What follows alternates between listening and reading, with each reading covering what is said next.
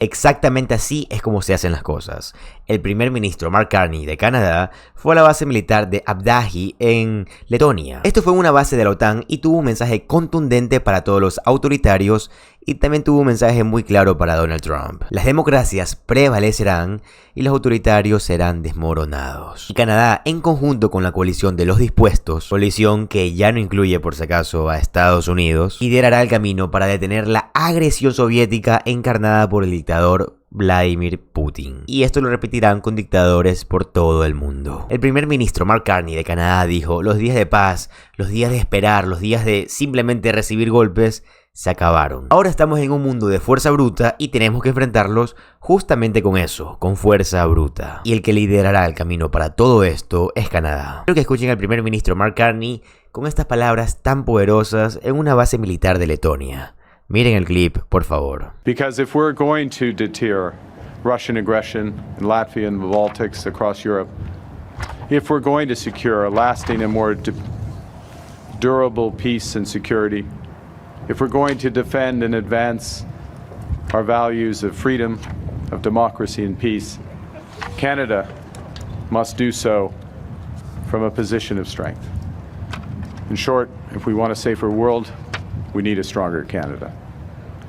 And so, it's the service of the women and men behind me and those that they represent. It's their service and sacrifice that makes Canada strong. As we confront the challenges facing the world at this hinged moment in history, Canada's leadership will be measured not only by the strength of our values, but also the value of our strength. This is the strength on the very front line in the struggle between authoritarianism and democracy, between freedom and fear. And in no small part because of their service, your service and sacrifice, this is a struggle that we will win because we are stronger together. Thank you very much. Merci beaucoup. Ahora, amigos, esto es solo una pequeña parte de todos los viajes que tiene que hacer el primer ministro Mark Carney y todos sus ministros canadienses. Sé que fueron a una región escandinava, estuvieron en Finlandia, estuvieron en Suecia, Irán y próximamente en Europa. Todo esto para reunirse con Friedrich Merz en Alemania. Como saben, el primer ministro de Canadá, o sea, el señor Mark Carney, estuvo el fin de semana en Ucrania con el presidente Zelensky. Estuvo ahí para celebrar el Día de la Independencia de Ucrania. Y de hecho ese día también se celebraban los 34 años de independencia de Letonia por la agresión soviética. El primer ministro Mark Carney sabe muy bien la historia y también sabe que quien no conoce la historia está obligado a repetirla. Y aquí el primer ministro Carney habla muy bien sobre este discurso y me encantaría que lo escuches, por favor. Okay. Well, it is good morning, everyone. Still morning. It feels like it could be the afternoon after everything that we have seen. This is an absolutely extraordinary deployment, extraordinary group of women and men, and it is my pleasure to greet the members of the Canadian Armed Forces and our NATO allies. It's an honor. It's a tremendous honor for me and the Minister of National Defence of Canada to be with you here today at the Adaji base. The Minister and I have just come from a trip where we've been in Riga, in Berlin, in Warsaw, and Kyiv. And it's fitting. We've been building up to this moment. It's fitting to conclude our trip here at the Adaji base, standing with so many courageous men and women who defend our values, our freedom, and our security every day. This, as we've seen this morning, is much more than a military base. It's an anchor of service, of cooperation, a foundation of security. A foundation of security in a world that's more divided, in a world where we must once again contend with hard power, contested borders, and authoritarian aggression. Más palabras muy poderosas del primer ministro Mark Carney y la verdad, al escucharlo, yo pienso para mí mismo, sabes, así es como se escucha un líder.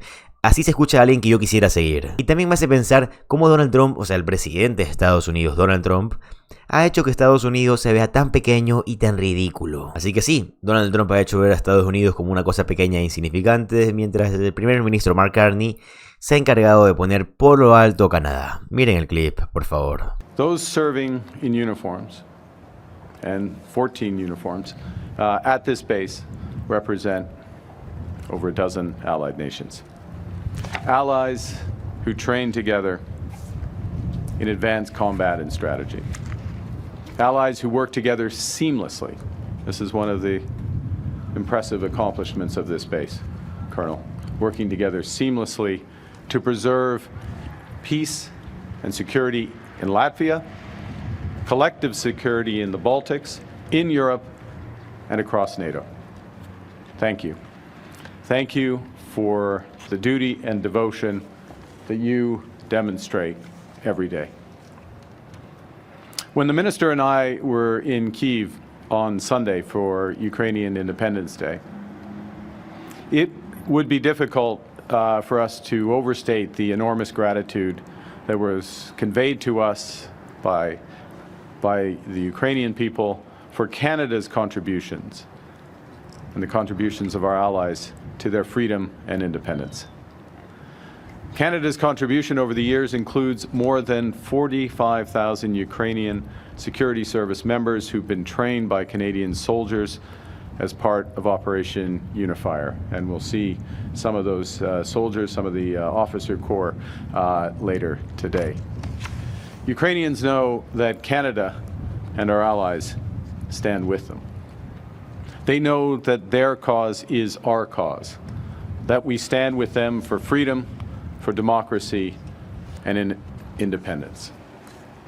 And so it was in 1991, when Canada became the first G7 nation to recognize Latvia's independence. The 34th anniversary was yesterday. We recognized that independence after Latvia had courageously reclaimed independence after decades of Soviet rule. And so it was when Russia illegally annexed Crimea in 2014, Canada, under Prime Minister Stephen Harper, launched Operation Unifier, sending hundreds of Canadian Armed Forces personnel to Ukraine to train Ukrainian troops to fight Russian aggression. And in April of that year, 2014, more than 100 members of the Canadian Armed Forces were deployed here to Latvia to begin Operation Reassurance. Today gives a sense of what's been built on that core. 3 years later, as Russia's threats to the Baltics intensified, so 2017, 2018, Canada stepped up to lead the NATO battle group here at the Adaji base and added 450 more of our troops. And today, this battle group has grown into a major multinational brigade, with Canada leading more than 3,500 soldiers from those 14 nations.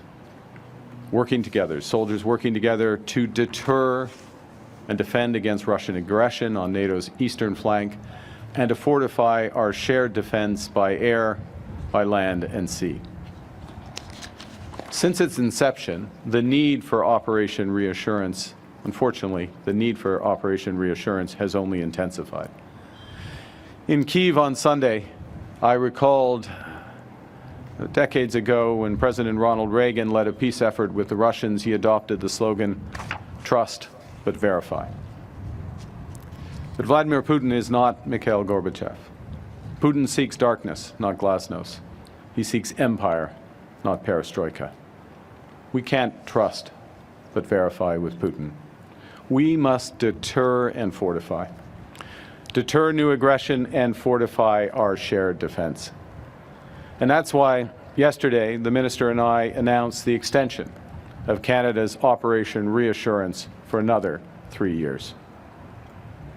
This renewal will increase capabilities in Latvia to reinforce our collective defense and to bolster our cooperative security and strengthen that NATO deterrence.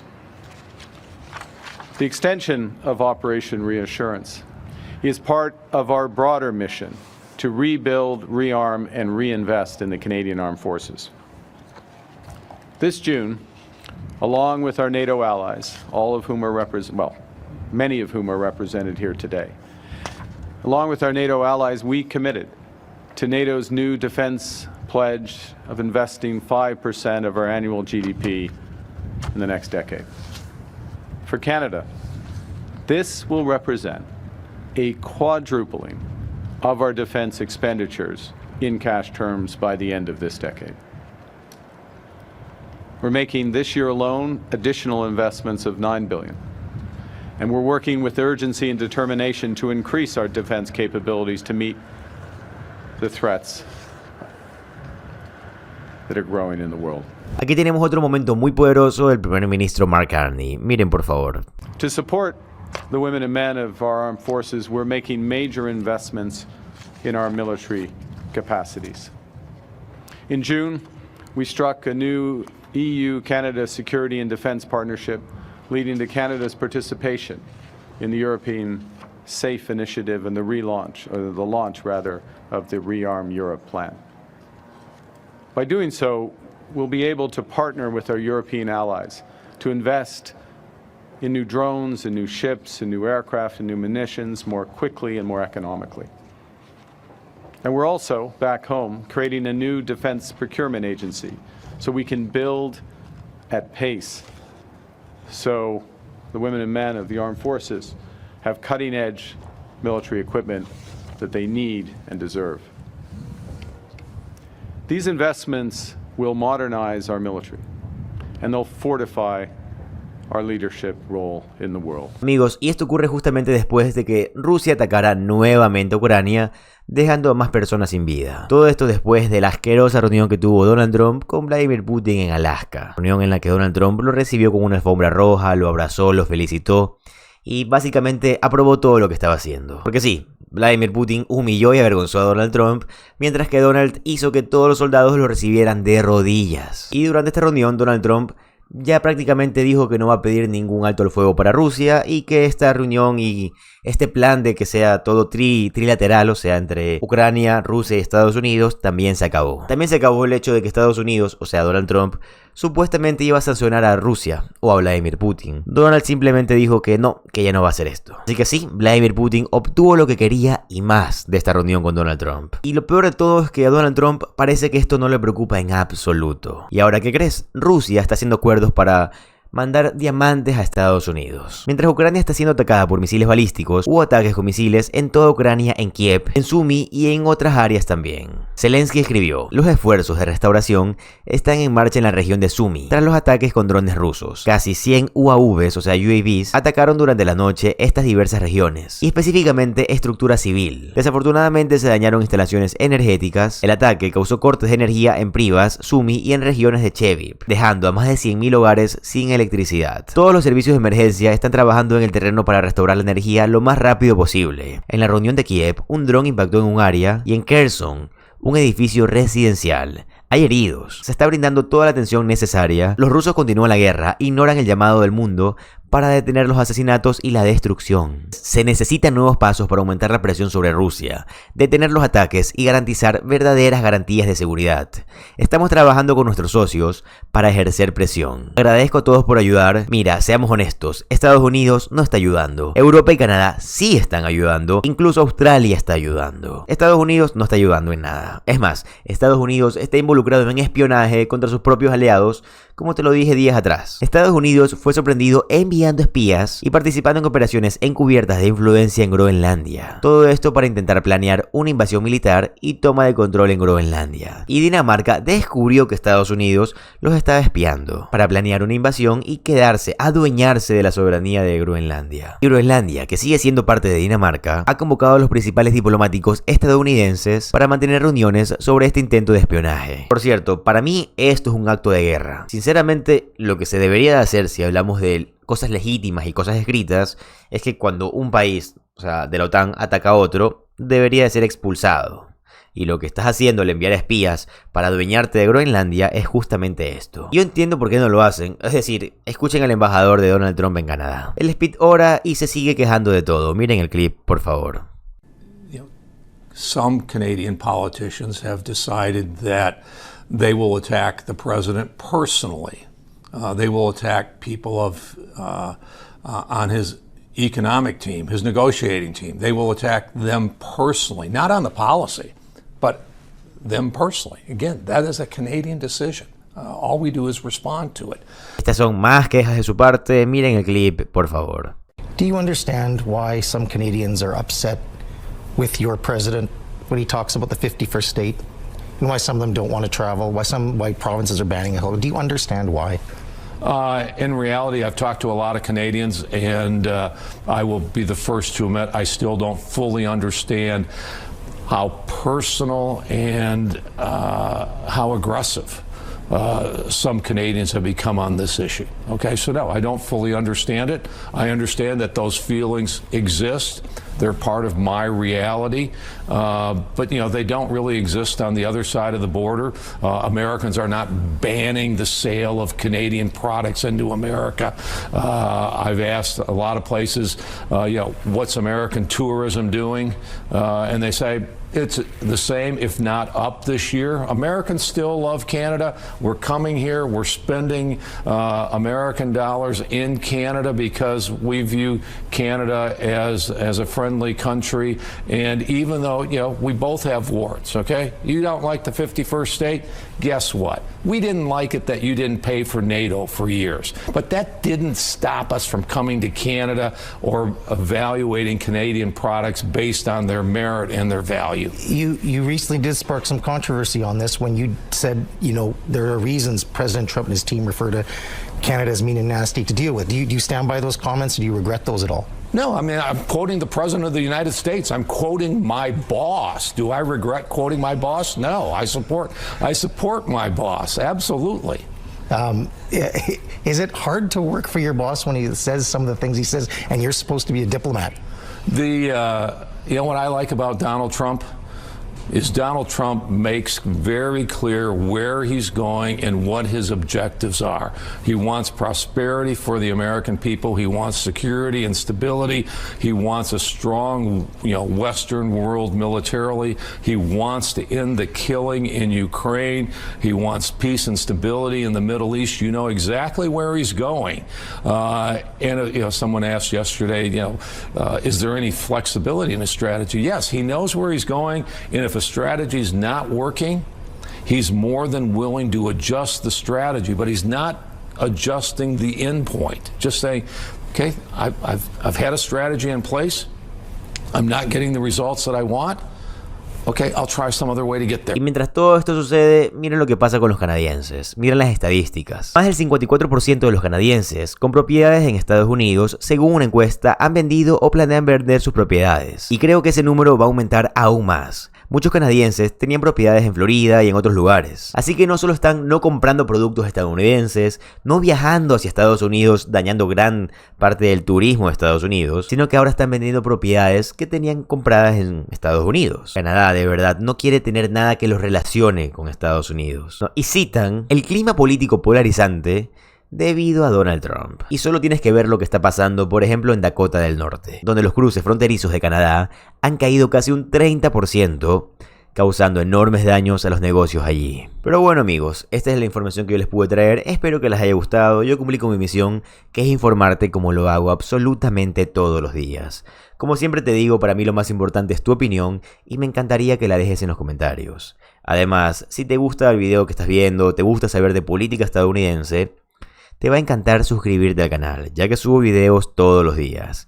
Mi nombre es José Alvarado, soy economista y estoy comprometido con informarte diariamente. Nos vemos en el siguiente video. Adiós.